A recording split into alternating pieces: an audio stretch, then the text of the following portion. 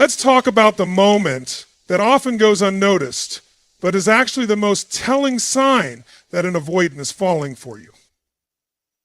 They start showing up, not with fireworks, not with poetic words or grand romantic gestures, but with something far more powerful: presence. And here's the kicker: even when it terrifies them. See, for someone with an avoidant attachment style, closeness isn't a comfort, it's a threat. Proximity makes them feel like they're losing control. Emotional intimacy, it's a red alert in their nervous system.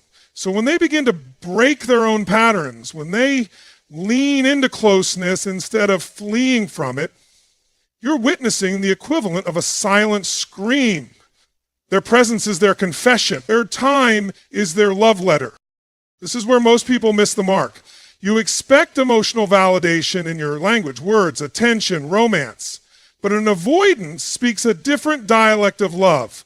And the moment they begin to override their instinct to pull away, not because they're healed, not because they're fixed, but because their connection to you is overriding their programming, that's the moment you're witnessing transformation. Think about that. This isn't just behavior. It's rebellion against their own defenses. It's not natural for them. It's not automatic. It's actually deeply unnatural for them to seek proximity. So if they're showing up, if they're calling instead of disappearing, if they're offering to see you instead of waiting for you to chase, it's because something inside of them is shifting. Not out of obligation, but out of emotional necessity. Now let's go deeper. Presence in this case is not just physical. It's energetic, it's psychological, it's spiritual. When an avoidant starts falling in love, they may not say the words, "I miss you," but they'll start looking for reasons to be near you. They'll create excuses to text you. They'll show up when you're sick. They'll hover around you in silence, not knowing how to connect, but desperate to stay close. They're not trying to seduce you. They're trying to stay regulated in a situation that used to trigger their panic. You become their paradox. You terrify them and comfort them simultaneously. And the moment they begin choosing closeness over escape, that's not just falling in love. That's surrender. Most people chase validation. You want someone to love you in the way you understand love, but power lies in learning how others express it. The avoidant doesn't say, "I love you" with flowers. They say it by not running. They say it by remaining in the room. They say it when they choose to stay present in discomfort rather than retreat to the silence they've always known. I want you to imagine how much internal conflict that creates for someone who spent their entire life believing that closeness equals pain. To start choosing connection, that's not just affection. That's a reprogramming of identity. Presence for an avoidant is a form of personal evolution. It is their nervous system rewriting a decades-old script. It is their trauma adapting to something new, safety in intimacy. And you must understand this. Presence from an avoidant is sacred ground. It's not about what they say. It's about what they're not doing. They're not leaving. They're not escaping. They're not ghosting. That's love, coded in silence. But here's the part that separates those who truly understand emotional maturity from those still stuck in ego. You can't demand it. You can't force them to show up before they're ready. Their presence, when it finally comes, is not the product of your pressure. It's the product of your stability. When you become an emotional anchor rather than a storm, their system relaxes around you. That's when they start showing up. And when they do, when they finally step into the space they used to avoid, your job is not to attack them with expectations. Your job is to recognize the weight of what's happening. This is not a casual gesture. It's their soul inching closer to yours with every step they take. You don't celebrate that with neediness. You honor it with presence of your own. Love, especially from someone who's avoidant, is never loud. It's not going to come in the form of declarations and constant attention. It's going to be subtle, uncomfortable, and sometimes painfully slow. But when you realize that their very act of being there, despite every fiber in their body screaming to run, that's when you'll see it. That's when you'll know. They're not just showing up, they're following. And every time they choose to stay, they're telling you the truth. See, I don't know how to do this perfectly, but I'm trying for you. Let that be enough for now. Because that is love in its rarest, rawest, most honest form. Let's break a myth wide open, because this one is destroying more relationships than you realize. Most people think when someone avoids conflict, it means they're calm, controlled, chill. But in reality, avoidance of emotional conflict isn't calm at all. It's panic in disguise. It's the trauma response of someone whose nervous system was trained to equate confrontation with danger. So when you're dealing with an avoidant lover, silence after a disagreement doesn't mean they don't care. It means their fight or flight system just sprinted for the exit. But here's where it gets real. When that avoidance starts staying in the discomfort, when they don't disappear during conflict, when they don't shut down or ghost, that's the moment you know they're not just attached to you, they're invested. Emotionally, spiritually, subconsciously. Because for them, staying in conflict is not just difficult, it's terrifying. And love, real love, is the only thing powerful enough to keep them there. Now let's be honest, arguments are uncomfortable for anyone. But for the avoidant, conflict feels like a trap.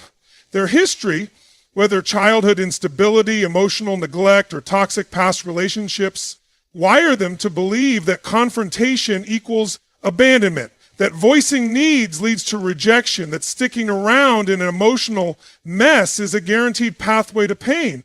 So their system learned one thing: distance equals safety. That's why early in a relationship, when tensions rise, they vanish, they go silent, they retreat into their cave, and you're left wondering, did they ever care? Was it all in my head? But here's the twist. When an avoidant falls for you, they start overriding that instinct, not because they've mastered emotional intelligence, but because you become more important than their fear. And that shift is massive. They're not staying because it's comfortable. They're staying because you matter enough to be uncomfortable for them. That's what most people miss. You see them silent and assume it's indifference. But when they start leaning in, sitting with the discomfort, staying present when they want to vanish, you are witnessing a revolution. Not a romantic gesture, a neurological rebellion against their own trauma. Let's go even deeper. When an avoidant chooses to stay during an emotionally charged moment, what they're really doing is risking identity death. Their whole internal system is screaming for escape. Their heart rate is up, their gut is tight. Their brain is saying, this is unsafe, get out, shut it down. But then something else whispers, stay, don't run. She's worth it. And that whisper, that's love.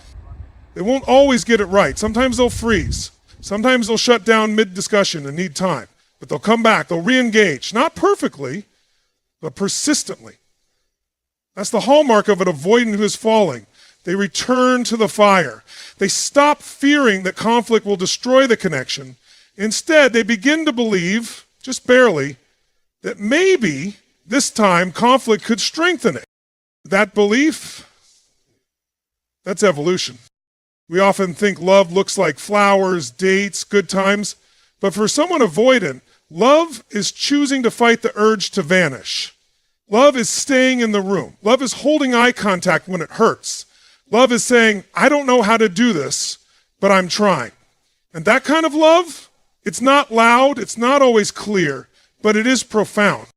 You see, the highest form of intimacy is not found in perfection. It's found in the willingness to struggle through imperfection together. And when your partner, who is wired to escape, starts choosing to stay, not just physically, but emotionally, you're witnessing more than affection. You're witnessing transformation. That's not romance, that's reprogramming. So if you're in a relationship with an avoidant, pay attention to the moments they choose discomfort over distance. When they sit in the storm with you instead of running for shelter. When they ask, "Are you okay?" even when their instinct is to disconnect. These moments are not small, they are monumental. And let me tell you something else. This is where trust is built. Not in the good days, but in the tension. When your avoided partner stays in the mess with you, they're not just telling you they care. They're proving that your connection has become a force stronger than their fear.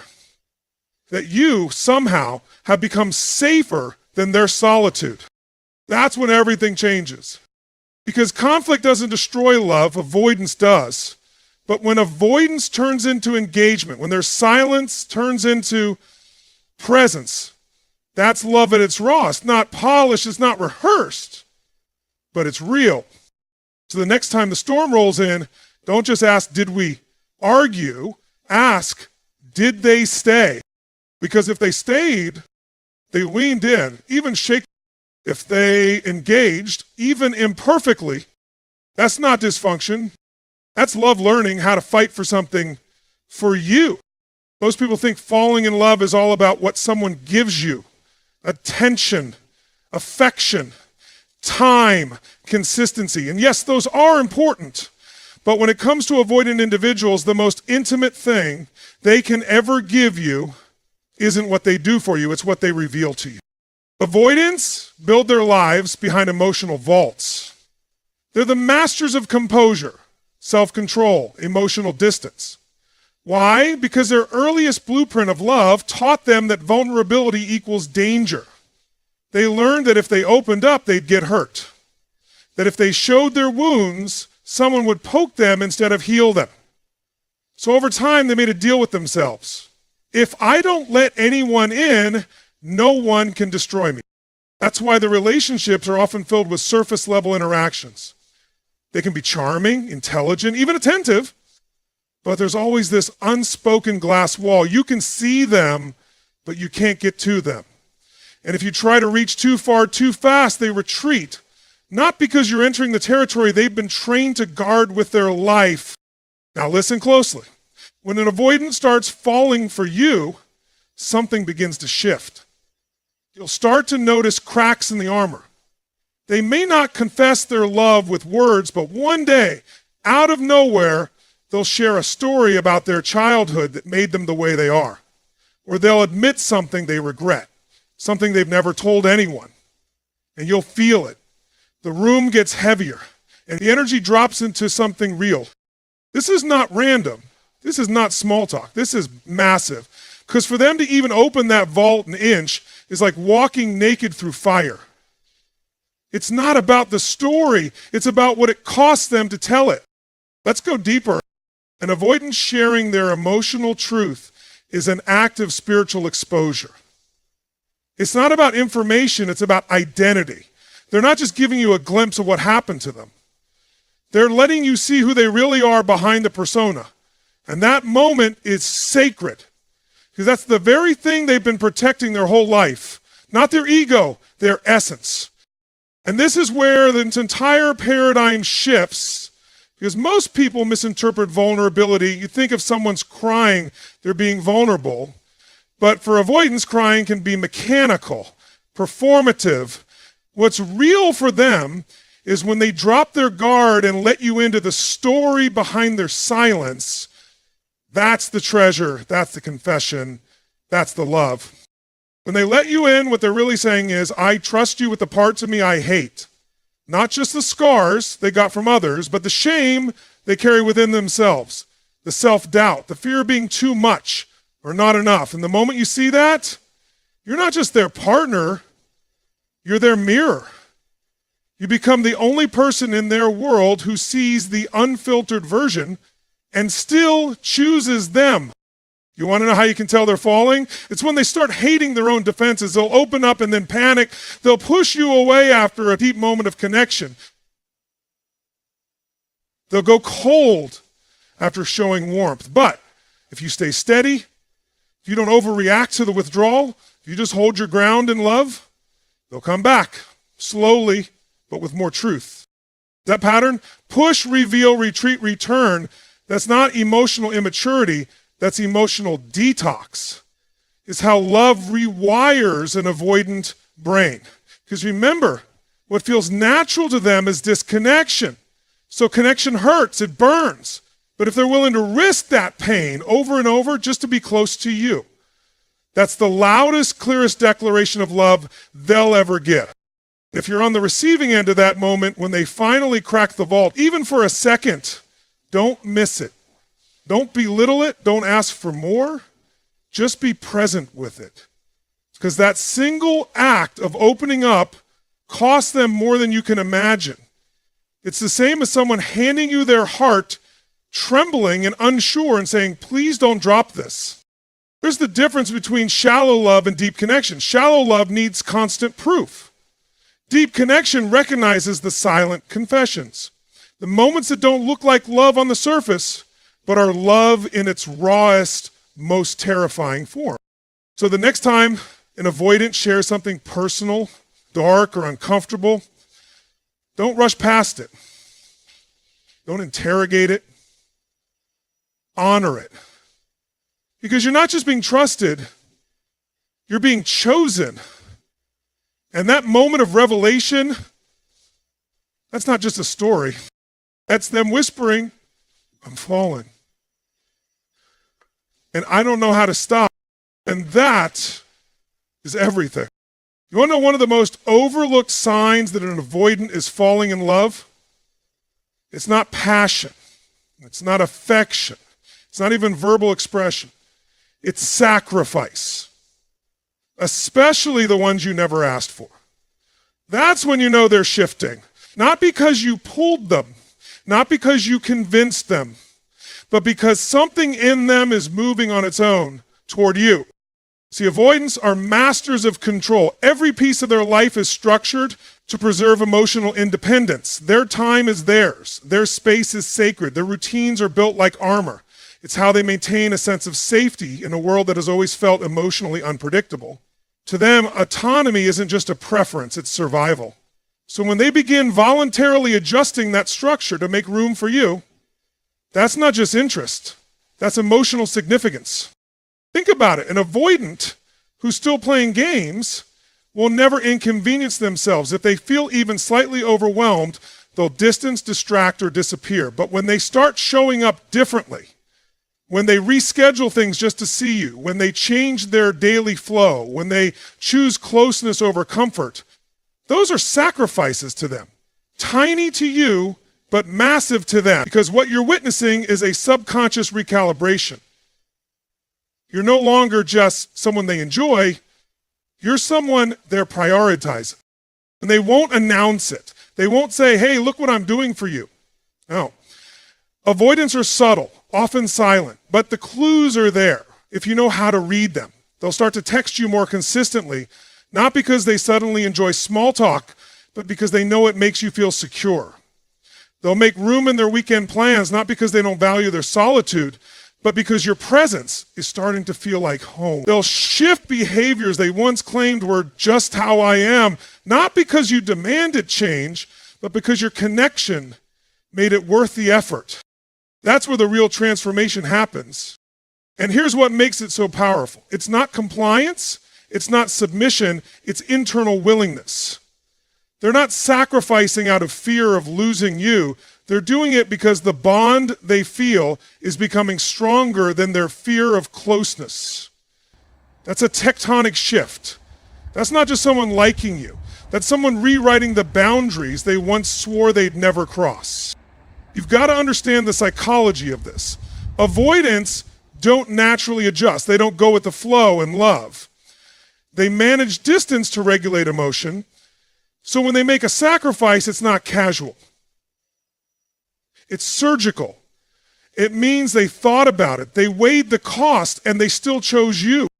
Let me give you an example. Imagine an avoidant who never travels for anyone. They value their environment, their control, their predictability. But one day, they offer to visit you, even if it takes them out of their comfort zone. That's not just a gesture. That's vulnerability disguised as logistics. That's their version of, you matter enough for me to stretch. And don't get it twisted, it won't always look romantic. Sometimes the sacrifice